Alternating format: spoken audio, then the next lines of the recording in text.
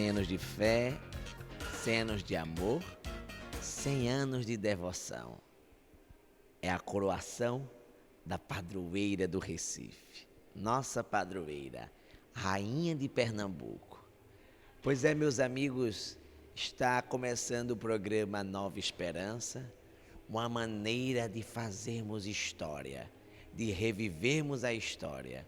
E nós vamos reviver a história hoje de maneira muito bonita, de maneira muito singela e de maneira muito rica. A riqueza está inserida a partir da prática do amor à Nossa Senhora. Nossa Senhora, padroeira e rainha de Pernambuco. Em 1919, o Papa Bento XV fez um decreto e uma bula papal, onde, condicionado à valorização do povo, à devoção do povo por Maria, foi tomando conta das ruas, das casas, das famílias do povo recifense, ultrapassando os limites das multidões. E chegou em Roma essa grande devoção à Virgem do Monte Carmelo. Graças a Deus, por intercessão dela, o Papa Bento XV resolveu decretar uma bula papal. E o que é uma bula papal? É um decreto, é uma forma oficial de dizer que o estado de Pernambuco, que Recife, tem uma rainha, a Virgem do Carmo. E eu convido você a mergulharmos profundamente nessa história. E quem vai trazer para nós, para mergulhar bem essa história, é um amigo querido, que acompanhou, que estudou, que vai apresentar para vocês um pouco da história da coroação. Frei Cristiano está aqui com a gente. Tudo bom, Frei Cristiano? Tudo na paz, sua bênção. Deus te abençoe, abençoe a todos. Me fale, para mim é uma alegria, uma emoção, uma felicidade. A rainha de Pernambuco, nossa padroeira, está celebrando o centenário. Partilhe para nós o que é esse centenário. Pode ir mais para cá um pouquinho. Bem, primeiro, o centenário é uma comemoração jubilar de um acontecimento histórico importante para a sociedade, né, no ponto de vista histórico, religioso também, cultural. Foi isso que aconteceu em 1919. E esse ano nós comemoramos o centenário da coroação canônica de Nossa Senhora do Carmo. E aí muitas pessoas perguntam o que seria o centenário da coroação, ou o que seria essa coroação canônica. Seria aquela que a gente celebra no mês de maio, nas igrejas, no dia 31, nas paróquias, encerra o mês mariano? E aí a gente responde, não é esta cerimônia que nós estamos acostumados a participar durante o dia 31. A coroação canônica é algo muito mais elaborado, né? Porque existe, feito você disse no início, existe um decreto papal, uma bula pontifícia, e é um reconhecimento da Santa Sé, né? A pedido do povo. É bom lembrar sempre que é o povo que manifesta esse desejo. E depois dessa manifestação do povo, o Papa e o Cabido do Vaticano, que são formados pelo colégio, né, dos cardeais, eles decretam que Nossa Senhora, ou seja, aquela imagem é venerada naquele determinado lugar, ela é rainha daquele povo, né?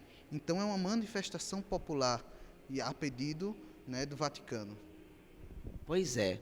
Então a gente vai mergulhar na história e eu peço que você, atentamente, vem comigo e vamos mergulhar nessa história de 1919 até 2019. E aqui na Basílica do Carmo está acontecendo, nesse espaço que nós estamos aqui, apresentando para você uma exposição, onde passo a passo vai ser apresentado para você a coroação da padroeira do Recife. Vamos lá e vamos juntos celebrar essa história.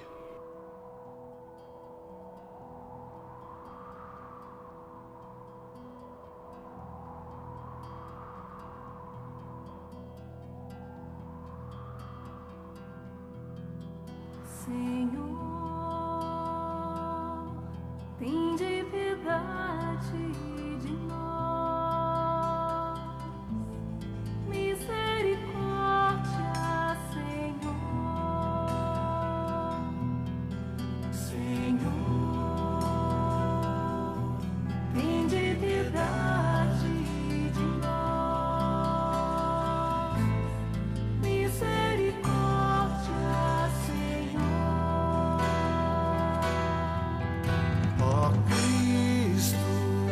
Pois é a cronologia desta coroação que nós queremos mostrar para você aqui no programa Nova Esperança. Um programa que leva informação e evangelização. Compartilhe lá no YouTube, compartilhe no Facebook, no Instagram, Eduardo Amâncio, e lá você vai acompanhar passo a passo o que é a história. E desde já eu quero agradecer quem está apoiando também esse trabalho da evangelização através da comunicação, Armazém Coral, materiais de construção, sempre perto de você, o apostolado litúrgico das irmãs Pias Discípulas do Divino Mestre, Quimilab, produtos de limpeza com qualidade, é a Quimilab, e o feijão Quicaldo, o melhor feijão da família. Pois é, meus amigos, nós estamos vivenciando a cronologia desta coroação belíssima. E Frei Cristiano, ele, além de ser um religioso carmelita, ele está mergulhando e aprofundando a história. E ele vai mostrar para nós nessa exposição o que é de fato, como foi esse passo a passo. Lógico que a gente vai tomar o programa todo que não vai dar tempo, mas um pouco do conteúdo. Frei Cristiano, apresente para nós o que é essa cronologia da coroação. Então, Eduardo, a cronologia ela foi pensada de um modo que as pessoas entendessem como que a devoção à Nossa Senhora do Carmo surgiu. Né? Então, esse é o fruto de 2 anos de pesquisa dentro dos arquivos da província carmelitana pernambucana, e aqui nós iniciamos essa cronologia contando a chegada dos carmelitas ao Brasil em 1580. Então, esse é um passo importante, porque aonde os carmelitas chegavam, a ordem já tinha surgido no século XII, né? E aonde eles chegam, eles trazem a espiritualidade mariana por ser uma ordem mariana. E nós somos, tudo isso aqui é fruto dos carmelitas do passado que plantaram essa devoção no povo brasileiro. Né? E aqui nós temos, por exemplo, a construção da primeira igreja de Olinda, né? O primeiro convento carmelita das Américas, a igreja da Paraíba, o convento da Paraíba, hoje Palácio Episcopal, né, da Arquidiocese da Paraíba, fundado em 1608. E aqui as grandes missões que os carmelitas assumem no norte do Brasil no século XVII. Né? Aqui os carmelitas já tinham se expandido pelo litoral brasileiro e já contavam com 200 frades. Nós temos aqui a chegada dos carmelitas em Recife. Isso é um marco importante, né? Porque é daí que surge a Igreja do Carmo do Recife, o Convento do Carmo do Recife. E os carmelitas se estabeleceram aqui atrás, no bairro da Boa Vista, né? Primeiro fundando um hospício. E o que é o hospício? O hospício é um lugar de hospedagem, ou seja, vem de hospedaria. Os frades que vinham de viagem, era um pequeno convento, né?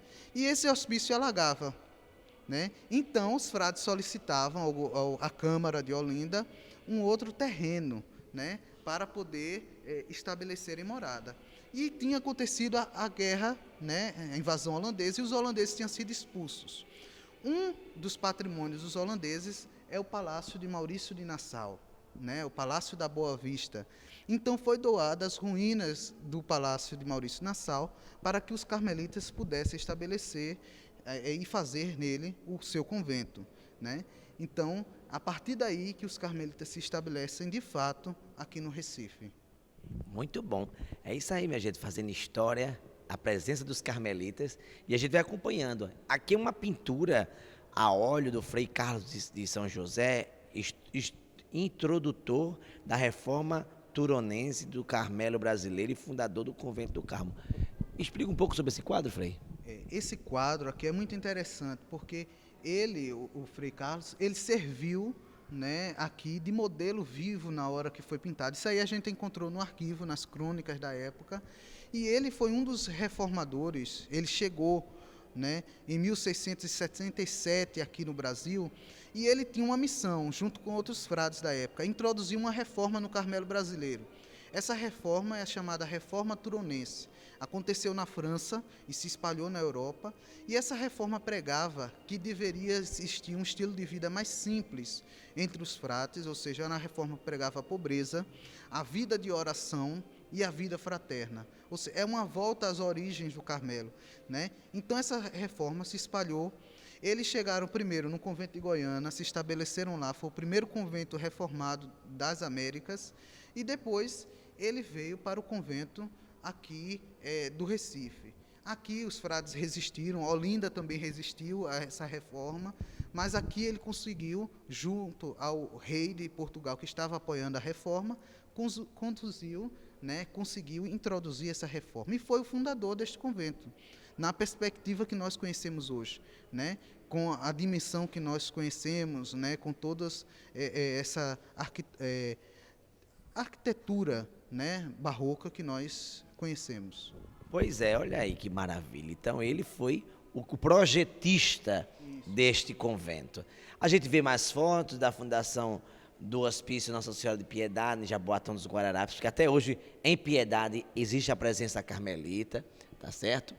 E também a gente vê aqui, ó, Frei Caneca participa da Confederação do Acuador. E a gente, vamos fazer o seguinte, a história de Frei Caneca é um grande revolucionário que está na história. A gente vai para um rápido intervalo e Frei Cristiano vai explicar para nós todos os detalhes do famoso Frei Caneca. Sai daí não, daqui a pouco a gente volta.